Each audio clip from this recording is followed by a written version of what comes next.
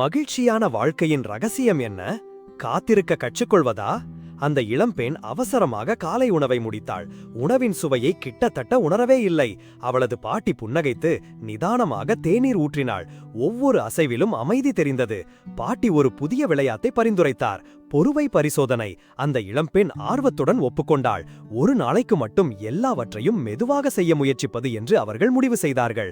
மதிய உணவை மெதுவாக சாப்பிட்டபோது அந்த இளம்பெண் ஒவ்வொரு கடியிலும் புதிய சுவைகளை உணர்ந்தாள்.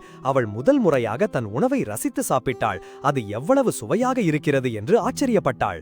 பின்னர் மெதுவான நடைப்பயணத்தில் அவள் பூக்கள், பறவைகள், இலைகளில் சூரிய ஒளி நடனமாடுவதை கூட கண்டாள். அது ஒரு புத்தம் புதிய உலகம் போல் உணர்ந்தது. அவள் எப்போதும் தவறவிட்ட விஷயங்களை தொடர்ந்து கவனித்தாள். அன்று மாலை அவள் குறுக்கிடாமல் தன் பாட்டியின் கதைகளை கேட்டாள். அவள் நெருக்கமாகவும் ஆழமாகவும் இணைந்திருப்பதை உணர்ந்தாள்.